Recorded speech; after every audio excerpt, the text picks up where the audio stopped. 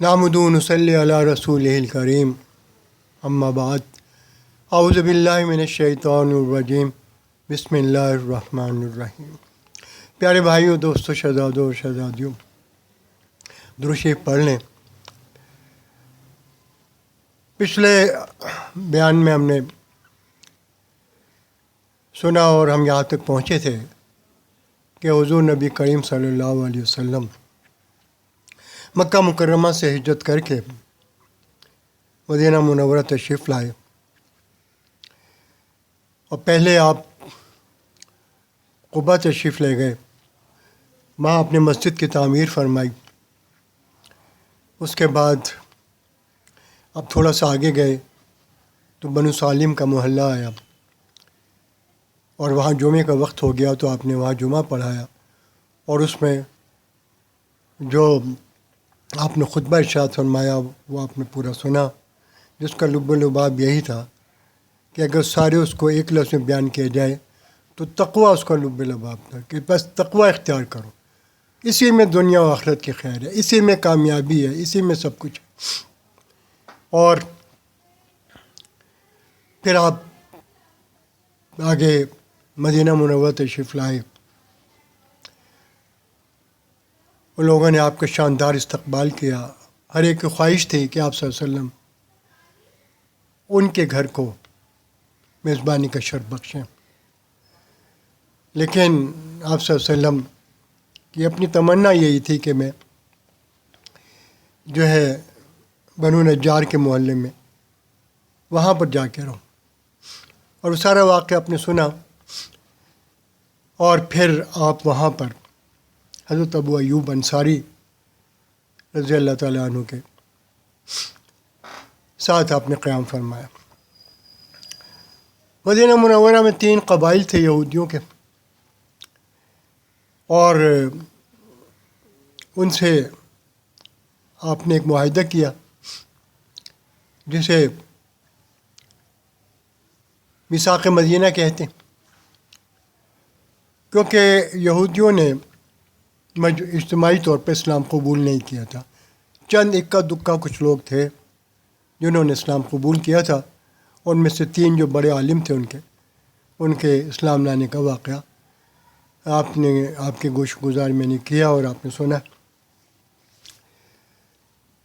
اور اسی طرح سے کیونکہ وہاں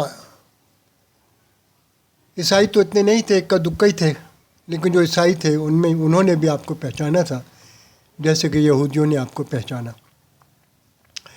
اور اس میں آپ نے جو واقعات سنے تھے کہ 12 سال کی عمر میں آپ نے شام کے سفر میں بحیرہ راہب جو تھا اس سے آپ کی ملاقات ہوئی۔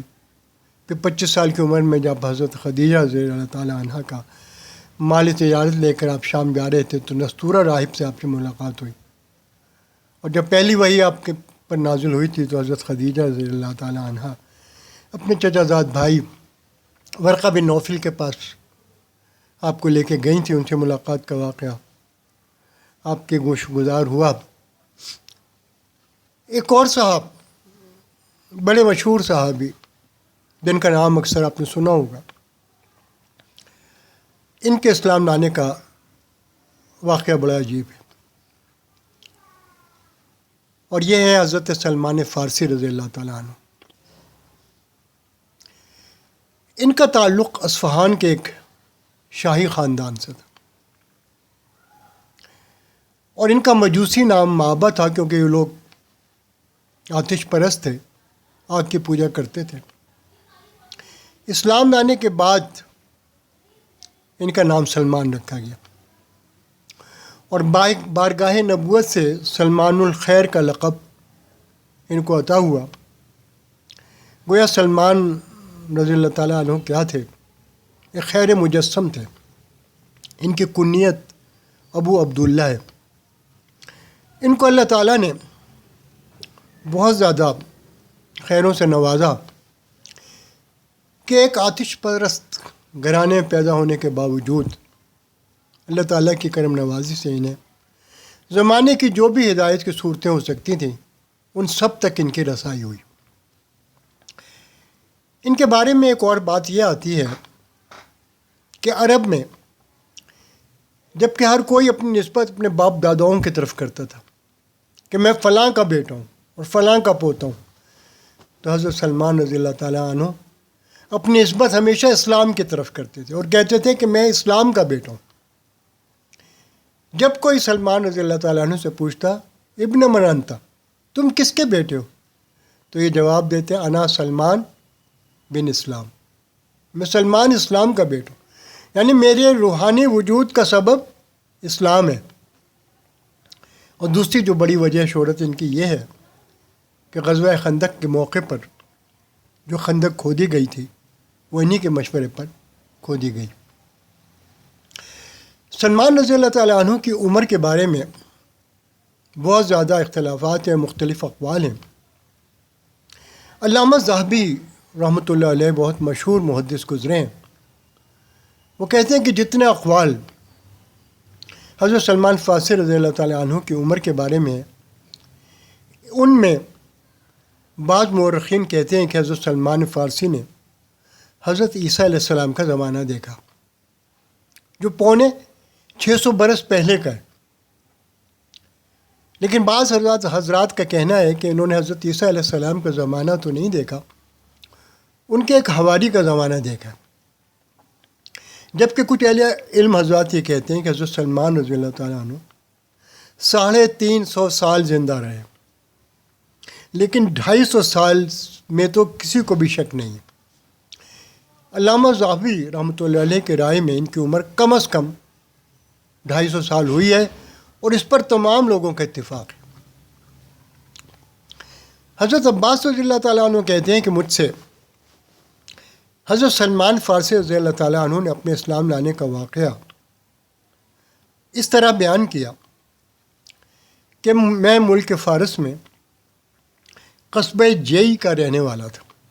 یہ بڑے مالدار لوگ تھے، اپنے علاقے کے بڑے مذہبی اعتبار سے بھی اور دنیاوی اعتبار سے بھی بڑے معروف انسان تھے۔ یہ کہتے ہیں کہ میرے والد اپنے شہر کے بڑے زمیندار اور چودھری تھے، اور ہمارا اپنا ایک آتش کدہ تھا جس کی دیکھ بھال میرے والد نے میرے سپرد کر رکھی تھی، اور میری یہ ذمہ داری تھی کہ میں اس آتش کدے میں آگ بجھنے نہ دوں۔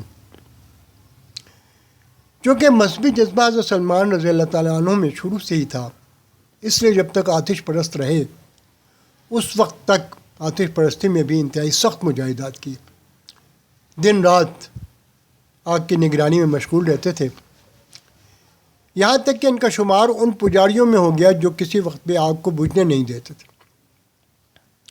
اور اگر آگ بجھ گئی، کیونکہ وہ لوگ تو آگ ہی کی پوجا کرتے ہیں، اور اگر آگ بجھ گئی تو گویا ان کا خدا بجھ گیا، تو اس لیے ہمیشہ آگ جلائے رکھتے ہیں۔ بعض ایسے آتش کدے بھی تھے جن میں سینکڑوں سال سے آگ روشن تھی۔ تو سلمان رضی اللہ تعالیٰ عنہ کہتے ہیں کہ میرے والد کو مجھ سے بے پناہ محبت تھی، اور وہ میری اس طرح حفاظت کرتے تھے جیسے کنواری لڑکیوں کی جاتی ہے، کہ وہ مجھے گھر کی چار دیواری سے باہر بھی نہیں جانے دیتے تھے۔ یہ کہتے ہیں کہ اپنی زمینوں کی نگرانی میرے والد خود کیا کرتے تھے، لیکن ایک دن ایسا ہوا کہ گھر کی تعمیر کے کام میں مشغولیت کی وجہ سے انہیں مجبوراً زمینوں کی خبر گیری کے لیے مجھے بھیجنا پڑا۔ تو کہتے ہیں کہ جب میں جا رہا تھا تو مجھے راستے میں کلیسا یعنی گرجا نظر آیا، اور مجھے اس کے اندر سے کچھ آوازیں آتی ہوئی سنائی دیں۔ تو میں وہ آوازیں سن کر یہ دیکھنے کے لیے چلا گیا اندر۔ جب میں اندر پہنچا تو دیکھا کہ وہاں عیسائی لوگ بیٹھے ہوئے اپنی عبادت کر رہے تھے اور اپنی نماز میں مشغول تھے۔ تو یہ کہتے ہیں کہ مجھے ان کی عبادت بڑی اچھی لگی، کیونکہ میں نے تو اپنی ساری زندگی صرف آگ کی عبادت ہوتی دیکھی تھی۔ یہ پہلی دفعہ میں نے دیکھا کہ اللہ کی عبادت ہو رہی ہے۔ ظاہر ہے کہ یہ نبی کریم صلی اللہ علیہ وسلم کی تشریف آوری سے بہت پہلے کا زمانہ تھا۔ تو حضرت سلمان کہتے ہیں کہ میں ان کے ساتھ بیٹھ گیا. عیسائیوں کا یہ طریقہ عبادت انہیں اتنا اچھا لگا کہ کھیتوں کا خیال چھوڑ کے انہی میں محو ہو گئے. کہتے ہیں کہ عبادت ختم ہونے کے بعد میں نے ان لوگوں سے پوچھا کہ تمہارا یہ دین کیا ہے؟ تو انہوں نے مجھے اپنے دین کی کچھ تفصیلات بتائیں. پھر میں نے ان سے پوچھا کہ آپ کے مذہب کا مرکز کہاں ہے، اس کے بڑے لوگ کہاں ہوتے ہیں؟ تو انہوں نے بتایا کہ ہمارے دین کا مرکز، اس کے بڑے لوگ ملک شام میں ہیں. تو سلمان کہتے ہیں کہ یہ سن کر میرے دل میں یہ خواہش پیدا ہوئی کہ میں شام جاؤں اور اس دین کے بڑے لوگوں کو دیکھوں. اچھا، ادھر باپ ان کی فکر میں پریشان رہا کہ اتنی دیر ہو گئی، نہ جانے کہاں چلے گئے. اس نے ان کی تلاش میں ادھر ادھر لوگ دوڑائی. پھر جب یہ شام کو گھر واپس آئے تو باپ نے پوچھا کہ تم اب تک کہاں رہے؟ تو انہوں نے کہا کہ کچھ لوگ کلیسا میں عبادت کر رہے تھے اور مجھے ان کی عبادت کا طریقہ اتنا اچھا لگا کہ میں شام تک وہیں ان کے پاس رہا. یہ کہتے ہیں کہ سن کر میرے والد کو سخت افسوس ہوا اور انہوں نے کہا کہ ہرگز نہیں، وہ مذہب ہمارے مذہب کا پاسنگ بھی نہیں ہے. تو اس پر انہوں نے کہا کہ بخدا وہ مذہب ہمارے مذہب سے کہیں بہتر ہے. تو ان کے باپ کو خطرہ ہوا کہ کہیں ان کا یہ خیال مذہب کی تبدیلی کی صورت میں ظاہر نہ ہو جائے. تو انہوں نے ان کو بیڑیاں پہنا کر گھر میں قید کر دیا. سلمان کہتے ہیں کہ میرے ایک ملازم تھا جس کو میں نے اس بات پر آمادہ کر لیا کہ وہ ان راہبوں کو میرا پیغام پہنچا دے کہ جب آپ لوگوں کا کوئی قافلہ شام جا رہا ہو تو مجھے اس کی اطلاع کر دیں. تو کہتے ہیں کہ اسی ملازم کے ذریعے مجھے ان راہبوں کا پیغام ملا کہ ہمارا ایک قافلہ جو شام سے آیا تھا وہ واپس جانے کے لیے تیار ہے. یہ کہتے ہیں کہ میں نے اپنے ملازم کو اس پر راضی کر لیا کہ وہ مجھے کھول دے، شاید کچھ پیسے وغیرہ دیے ہوں گے. تو اس نے مجھے کھول دیا اور میں ان لوگوں کے پاس چلا گیا اور ان کے قافلے کے ساتھ میں ملک شام پہنچ گیا. اچھا، وہاں پہنچ کر کہتے ہیں کہ میں نے معلومات کی کہ یہاں ان کا سب سے بڑا راہب اور سب سے بڑا مذہبی پیشوا کون ہے. تو مجھے جس بندے کا بتایا گیا تو میں اس کے پاس پہنچا اور اس سے اپنا تمام واقعہ بیان کیا اور کہا کہ میں آپ کے پاس رہ کر آپ کا دین سیکھنا، اس پر عمل کرنا اور نمازیں پڑھنا چاہتا ہوں کیونکہ مجھے آپ کا دین پسند ہے. تو کہتے ہیں کہ اس راہب نے مجھے اپنے ساتھ رکھ لیا، لیکن چند ہی دنوں میں مجھے پتہ چل گیا کہ وہ کوئی صحیح آدمی نہیں ہے. ظاہر میں تو وہ راہب تھا، لیکن وہ یعنی دنیا سے بے رغبت، لیکن در حقیقت وہ بہت بڑا دنیا دار، حریص اور لالچی تھا.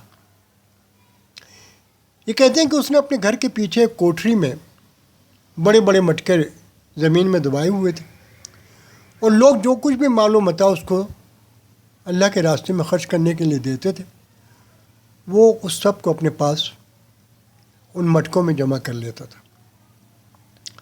یہ کہتے ہیں کہ میں اس کے پاس رہتا رہا حتیٰ کہ اس کا انتقال ہو گیا. لوگوں کو جب اس کے فوت ہونے کی اطلاع ملی تو بڑی عقیدت کے ساتھ آئے اور بڑی عزت و احترام کے ساتھ جب اس کو دفن کر چکے تو سلمان کہتے ہیں کہ میں نے ان لوگوں کو بتایا کہ جس کو تم بہت بڑا راہب سمجھتے تھے اور اس کو اللہ کے راستے میں خرچ کرنے کے لیے جو مال دیا کرتے تھے وہ سارا پیسہ اور سونا چاندی اپنے پاس جمع کرتا تھا. اور پھر میں نے پیچھے کوٹھری میں لے جا کر ان کو وہ مٹکے دکھائے جس کے اندر وہ ساری دولت پڑی ہوئی تھی جو مختلف اوقات میں لوگوں نے اس کو اللہ کے راستے میں خرچ کرنے کے لیے دی تھی. یہ کہتے ہیں جب لوگوں نے یہ دیکھا تو وہ بڑے غصے میں آ گئے اور انہوں نے اس کی لاش جس کو بڑی عزت و احترام کے ساتھ دفن کر چکے تھے نکال کر پہلے اسے سولی پر لٹکا کر سنسار کیا اور پھر جلا دیا. سلمان کہتے ہیں کہ اب اس کی جگہ ایک اور نئے راہب آ گئے. یہ کہتے ہیں کہ میں نے اب جو نئے راہب آئے میں نے ان سے زیادہ کسی کو عالم، عابد، زاہد اور دنیا سے بے رغبت اور آخرت کا طلبگار نہیں دیکھا. اور مجھے ان سے اس قدر محبت ہو گئی کہ اس سے پہلے مجھے کبھی کسی سے اتنی محبت نہیں ہوئی تھی. اور میں ان کی پوری زندگی ان کے ساتھ رہا، حتیٰ کہ ان کا بھی آخری وقت آ گیا. تو کہتے ہیں کہ میں نے ان سے کہا کہ میں ایک عرصے تک آپ کے پاس نہایت لطف و محبت کے ساتھ رہا، لیکن اب آپ کا آخری وقت آ گیا ہے، تو آپ مجھے وصیت کر دیجئے کہ آپ کے بعد میں کس کے پاس جا کے رہوں. اس پر انہوں نے کہا کہ میرے علم میں یہاں کوئی ایسا عیسائی عالم نہیں ہے جو اس مذہب کا سچا پیروکار ہو. سچے لوگ سب مر کھپ چکے ہیں، اور موجودہ عیسائیوں نے اس مذہب کو نہ صرف یہ کہ بہت بدل دیا ہے، بلکہ اس بہت سے اصول تو سرے سے چھوڑ ہی دیے. ہاں البتہ موصل یعنی عراق میں ایک شخص ہے جو دین حق کا سچا پیروکار ہے، تو تم میرے بعد اس کے پاس چلے جانا. یہ موصل جو آج بھی عراق کا شہر ہے، اس کا یہی نام ہے. تو کہتے ہیں کہ اس پادری کی موت کے بعد حق کی جستجو میں وہ موصل پہنچے. وہ تلاش کر کے اس پادری سے ملے اور اس سے اپنا واقعہ بیان کیا اور بتایا کہ شام کے فلاں پادری نے مجھے وصیت کی تھی کہ آپ کے ہاں ابھی تک حق کا چشمہ ابلتا ہے، تو میں آپ کے پاس رہ کر اپنی تشنگی دور کرنا چاہتا ہوں. اس پر اس پادری نے ان کو اپنے پاس رکھ لیا. کہتے ہیں کہ پچھلے پادری کی وصیت کے مطابق یہ پادری بھی بڑا متقی اور پرہیزگار اور پاک باز تھا. تو یہ اس کے پاس رہنے لگے، اور اس کی ساری زندگی اس کے ساتھ رہے، حتیٰ کہ اس کا بھی آخری وقت آ گیا. جب اس کا آخری وقت آیا تو سلمان رضی اللہ تعالیٰ عنہ نے اس سے بھی وصیت کی درخواست کی اور پوچھا کہ آپ مجھے بتائیں کہ آپ کے بعد اب میں کس کے پاس جا کے رہوں. تو اس نے نصیبین ایک اور شہر میں ایک شخص کا پتہ بتایا کہ میرے بعد تم نصیبین چلے جانا. چنانچہ اس پادری کی موت کے بعد یہ نصیبین پہنچے اور اس پادری سے مل کر اسے پچھلے پادری کی وصیت بتائی. کہتے ہیں یہ پادری بھی پہلے دونوں پادریوں کی طرح بڑا عابد و زاہد تھا، نیک تھا، دنیا سے بے رغبت تھا. تو سلمان یہاں مقیم ہو کر اس سے علمی اور روحانی فیض حاصل کرتے رہے اور ساری زندگی اس کے ساتھ رہے، یہاں تک کہ اس کا بھی آخری وقت آ گیا. حضرت سلمان نے پہلے پادریوں کی طرح پھر اس سے بھی آئندہ کے متعلق مشورہ طلب کیا. تو اس نے کہا کہ اموریہ میں ایک شخص کا پتہ بتایا کہ میرے مرنے کے بعد تم وہاں چلے جانا.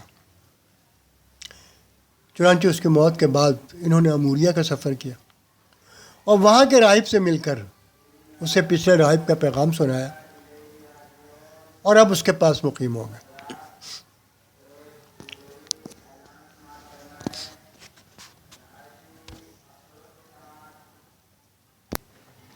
اچھا، انہوں نے وہاں کچھ اپنی بکریاں وغیرہ بھی خرید لیں، گائے وغیرہ، بکریاں، جن پر ان کا یہ گزارا ہونے لگا، ان پر گزر بسر کرتے اور صبر و شکر کے ساتھ روحانی فیض اس راہب سے حاصل کرتے رہے، یہاں تک کہ اس راہب کا بھی آخری وقت آ گیا.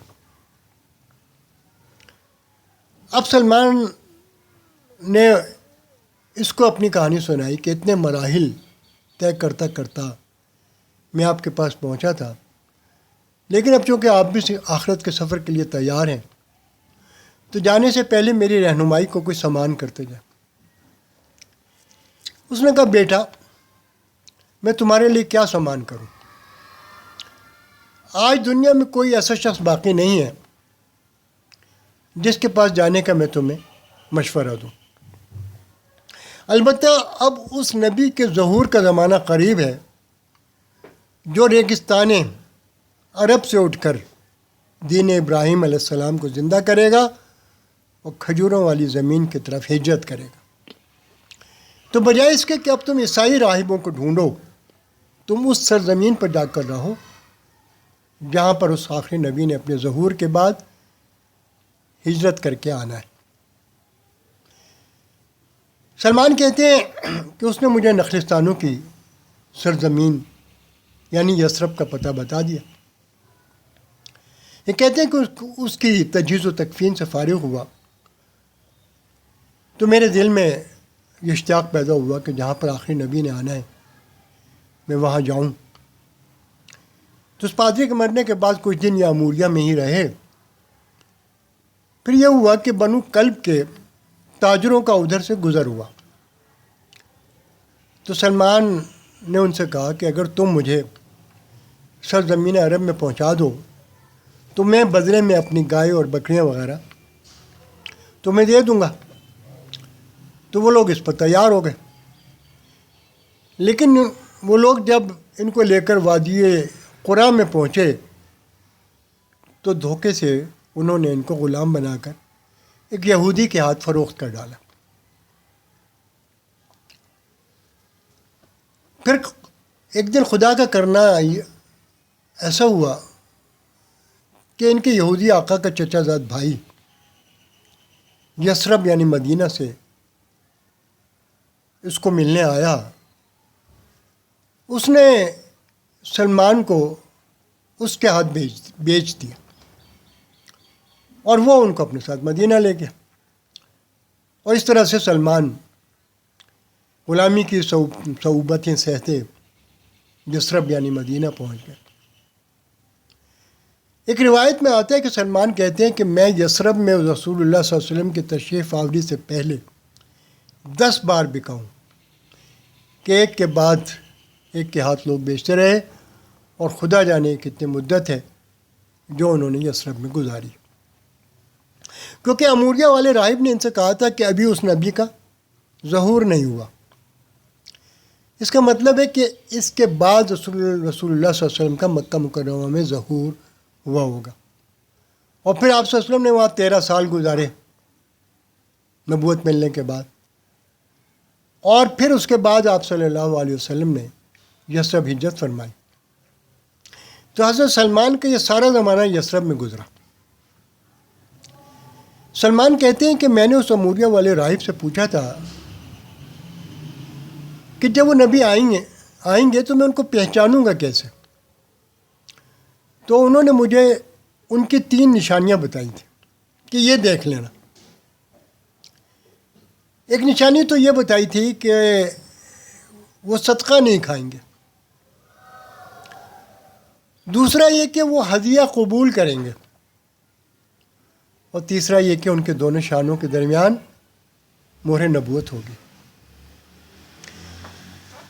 سلمان رضی اللہ تعالیٰ کہتے ہیں کہ ایک دن میں یثرب میں اپنے یہودی آقا کے کھجوروں کے باغ میں کام کر رہا تھا، اور اس کے حکم پر درخت پر چڑھا ہوا کھجوریں توڑ رہا تھا، اور میرا مالک نیچے بیٹھا ہوا تھا۔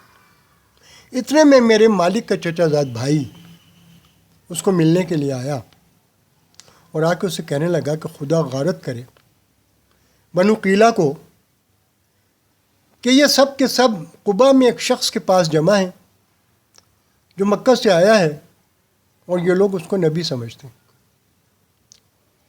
قیلہ، اوس اور خزرج جو 2 قبائل تھے یثرب کے، ان کی ماں کا نام تھا، اور یہ اوس اور خزرج دونوں سگے بھائی تھے، آگے ان کی نسل چلی تھی۔ تو یہودی ان کو حقارت کی وجہ سے اس طرح سے مخاطب کیا کرتے تھے۔ سلمان کہتے ہیں کہ یہ سننا تھا کہ میری تو حالت عجیب ہوگی، اور اگر میں خود کو نہ سنبھالتا تو یقیناً درخت سے نیچے گر جاتا۔ یہ کہتے ہیں کہ میں تیزی سے درخت سے نیچے اترا، اور میں نے اپنے آقا کے چچا داد بھائی سے پوچھا کہ کس نے نبوت کا دعویٰ کیا اور کہاں ہے وہ؟ سلمان کہتے ہیں کہ میرے آقا کو اس پر بڑا غصہ آیا کہ غلام کو یہ کیسے ہمت ہو گئی کہ وہ مالکوں کی گفتگو میں دخل اندازی کرے. کہتے ہیں کہ اس نے کھینچ کے ایک تھپڑ میرے منہ پر مارا اور کہا کہ تمہارا کیا کام ہے اس بات سے، جاؤ واپس جا کر اپنا کام کرو. تو یہ کہتے ہیں کہ میں دوبارہ اوپر آ گیا، لیکن میرے کان ادھر ہی لگے ہوئے تھے کہ دونوں آپس میں کیا بات کر رہے ہیں. کہتے ہیں کہ مجھے ان کی گفتگو سے پتہ چل گیا کہ آپ صلی اللہ علیہ وسلم قباء میں تشریف فرمائیں اور لوگ جوق در جوق وہاں جا رہے ہیں. تو حضرت سلمان کہتے ہیں کہ جب میں اپنے کام سے فارغ ہوا اور میری چھٹی ہوئی شام کو، تو میں سیدھا آپ صلی اللہ علیہ وسلم کی تلاش میں نکلا. اور کہتے ہیں جب میں وہاں پہنچا تو میں نے آپ صلی اللہ علیہ وسلم کو قباء کے اندر تشریف فرما دیکھا، اور یہ آپ صلی اللہ علیہ وسلم کی پہلی زیارت تھی جو میں نے کی. یہ کہتے ہیں کہ مجھے ان 3 نشانیوں کی تلاش تھی جو اموریہ والے راہب نے مجھے بتائی تھی. تو کہتے ہیں میرے پاس کچھ رقم تھی جو میں نے آپ صلی اللہ علیہ وسلم کو پیش کی اور کہا کہ یہ صدقہ ہے آپ کے لیے اور آپ کے رفقا کے لیے. تو آپ صلی اللہ علیہ وسلم نے مجھ سے فرمایا کہ میں تو صدقہ نہیں کھاتا، لیکن یہ میرے رفقا اس کو استعمال کر لیں گے. اور آپ صلی اللہ علیہ وسلم نے وہ رقم لے کر اپنے رفقا میں تقسیم کر دی. سلمان کہتے ہیں کہ میں نے اپنے دل میں کہا کہ خدا کی قسم یہ ان 3 علامتوں میں سے ایک ہے جو کہ پوری ہو گئی. اور پھر میں واپس آ گیا. پھر میں نے کچھ جمع کرنا شروع کر دیا، اور جب آپ صلی اللہ علیہ وسلم مدینہ منورہ تشریف لے آئے تو میں پھر آپ کی خدمت میں حاضر ہوا اور عرض کیا کہ میرا دل چاہتا ہے کہ آپ صلی اللہ علیہ وسلم کی خدمت میں کچھ پیش کروں. صدقہ تو آپ قبول نہیں فرماتے، تو میں یہ ہدیہ لے کر حاضر ہوا. تو آپ صلی اللہ علیہ وسلم نے اس کو قبول فرمایا اور خود بھی اس میں سے کھایا اور صحابہ کرام کو بھی کھلایا. تو میں نے اپنے دل میں کہا کہ یہ دوسری علامت تھی جو پوری ہو گئی، اور پھر میں واپس آ گیا. اب کہتے ہیں کہ مجھے تیسری علامت کی تلاش تھی، اس کا انتظار تھا. تو چند دن کے بعد میں پھر آپ صلی اللہ علیہ وسلم کی خدمت میں حاضر ہوا. آپ صلی اللہ علیہ وسلم اس وقت ایک جنازے کے ساتھ بقیع تشریف لائے تھے اور صحابہ کرام کی ایک جماعت آپ کے ساتھ تھی. آپ صلی اللہ علیہ وسلم ان کے درمیان میں تشریف فرما تھے. سلمان کہتے ہیں چونکہ مجھے تیسری علامت کی تلاش تھی، یعنی مہر نبوت میں دیکھنا چاہتا تھا، تو میں آپ صلی اللہ علیہ وسلم کے سامنے کے بجائے پیچھے جا کر بیٹھ گیا، اس امید پر کہ چونکہ آپ صلی اللہ علیہ وسلم نے چادر اوڑھی ہوئی تھی کہ گفتگو کے دوران اگر ذرا کندھے سے چادر ڈھلک جائے تو میں مہر نبوت دیکھ لوں. سلمان کہتے ہیں کہ جیسے ہی میں جا کر پیچھے بیٹھا تو آپ صلی اللہ علیہ وسلم نے خود ہی اپنی چادر نیچے کر دی اور مجھے مہر نبوت نظر آ گئی، اور میں نے اسے دیکھتے ہی پہچان لیا. تو میں وارفتگی میں اٹھ کر میں نے اسے بوسہ دیا اور رو پڑا. آپ صلی اللہ علیہ وسلم نے فرمایا سلمان اب سامنے آ جاؤ کہ تمہارا مقصد پورا ہو گیا اور تم نے مہر نبوت دیکھ لی. تو میں سامنے آیا اور اے ابن عباس رضی اللہ تعالیٰ عنہ، جس طرح میں نے اپنے یہ واقعہ آپ سے بیان کیا، اسی طرح میں نے تمام واقعہ تفصیل کے ساتھ حضور نبی کریم صلی اللہ علیہ وسلم کے سامنے آپ کے صحابہ کی مجلس میں بیان کیا، اور اسی وقت مشرف با اسلام ہو گیا. آپ صلی اللہ علیہ وسلم انتہائی خوش ہوئے، لیکن چونکہ میں غلام تھا اس لیے واپس اپنے آقا کے پاس چلا گیا، اور غلام ہونے ہی کی وجہ سے میں غزوہ بدر اور غزوہ احد میں شریک نہ ہو سکا. سلمان کہتے ہیں کہ ایک دن نبی کریم صلی اللہ علیہ وسلم نے مجھ سے فرمایا کہ سلمان تم اپنے آقا سے کتابت کر لو. کتابت کا مطلب یہ ہوتا ہے کہ اپنے آقا سے یہ طے کر لینا کہ مجھے آزاد کرنے کا تم کیا معاوضہ لوگے. تو کہتے ہیں کہ میں نے اپنے آقا سے بات کی تو اس نے مجھے کہا کہ ایک تو تم مجھے 40 اوقیہ سونا دے دو، اور دوسرے 300 کھجور کے درخت لگاؤ، ان کو پالو، بڑا کرو، اور جب ان پر پھل آ جائے تو تم آزاد ہو۔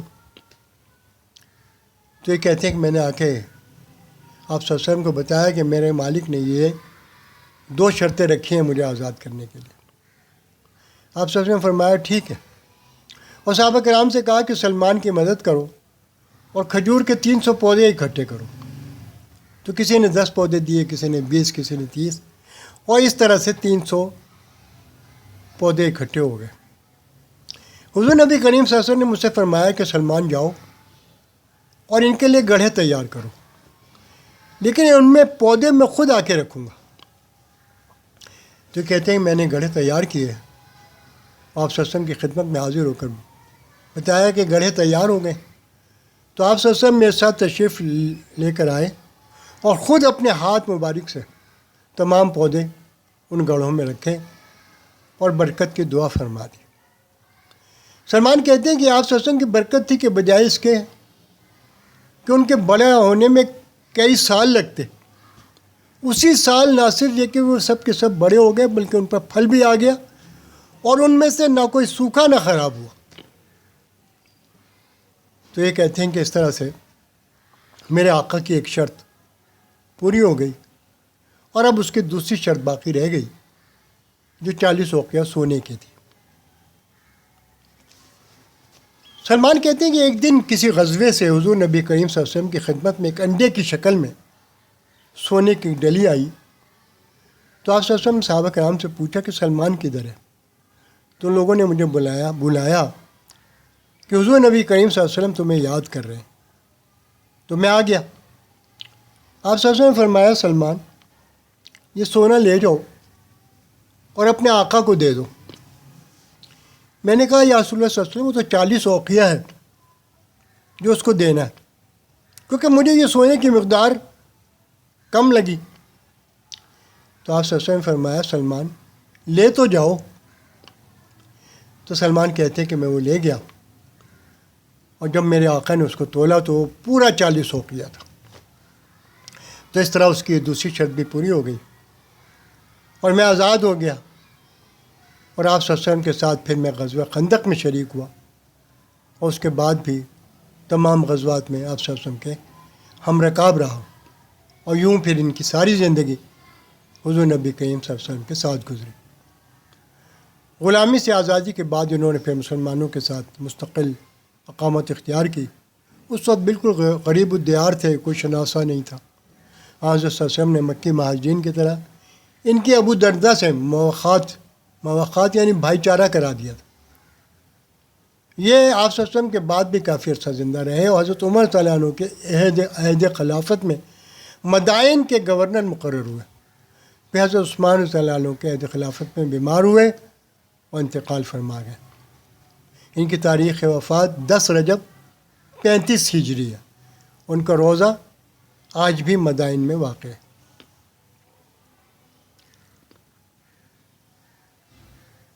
وما علینا الا البلاغ۔ اسی پہ بس کرتے ہیں، وقت بھی پورا ہوا چاہتے ہیں۔ انشاءاللہ پھر اس سے آگے اللہ نے چاہا تو باقی اگلے ہفتے بیان ہوگا۔